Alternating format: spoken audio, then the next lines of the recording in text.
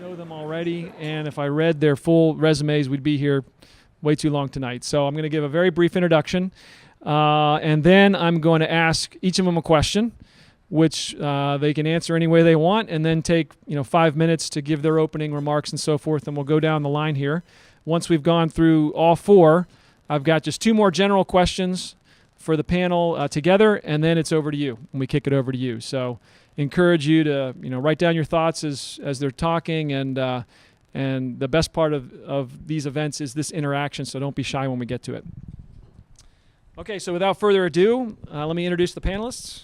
Started with the Central Intelligence Agency in July of 2007, and he has been in his current position since October of 2011. Prior to his time with the agency, he served in the U.S. Air Force for 11 years as a communications officer. And if I say any more than that, he has to shoot me, so I'll stop there. Right? Next to him is Skip McCormick. Skip serves as the technical director of, can I say your office name? The Anticipatory Intelligence Cell at the Central Intelligence Agency. He's a fellow Navy man, so a man after my own heart. Having graduated from the Naval Academy, unfortunately I didn't go to the Naval Academy, but in 1986 with a BS in computer science. He's worked on the senior technical staff of MITRE as a systems engineer, engineering consultant for the Anti-Patterns Group, and as a staff architect for the U.S. government for the past 12 years.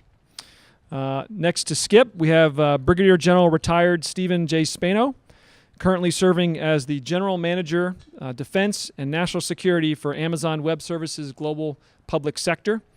General Spano retired from the Air Force in September of 2011.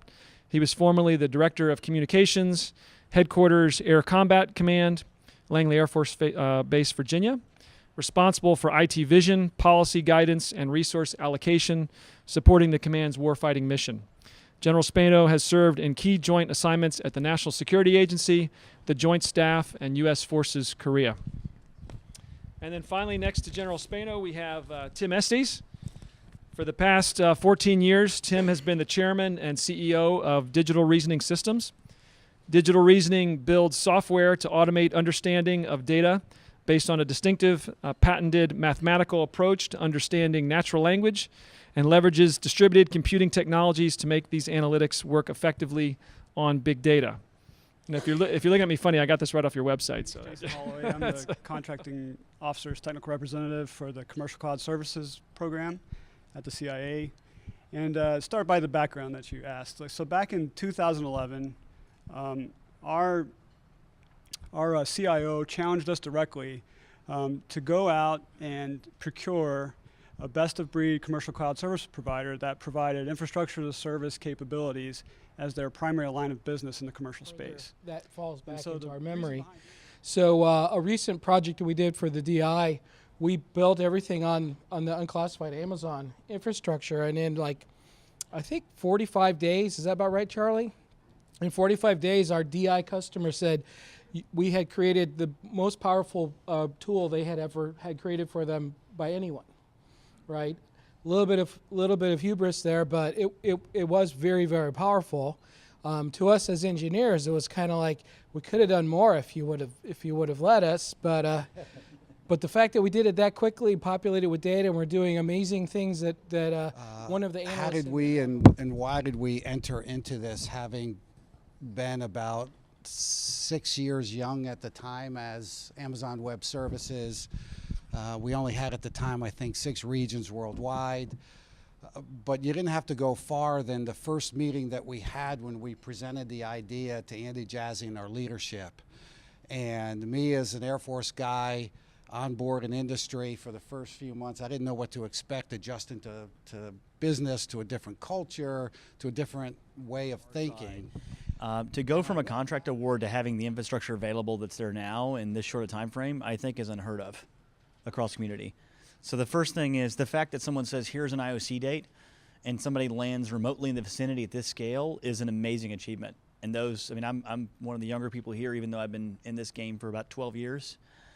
And and I've not seen it happen like that before or heard of it even. So how many community members are actually using this, and what might go wrong? What are you worried about to get to that point?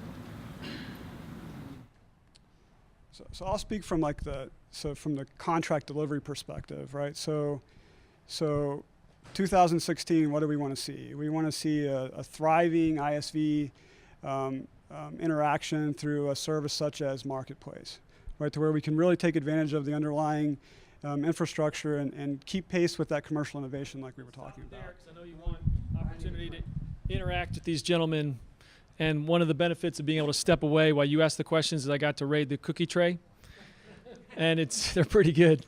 So please eat the cookies because I don't want to take them all home. Thank you for coming tonight. Thank you, Jason. Thank you, Skip. Thank you, Steve. Thank you, Tim. Appreciate your time here tonight.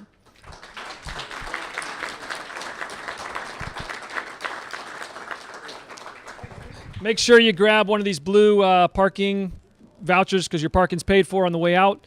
And then make sure you're on our email list. We'll see you in September. Thanks.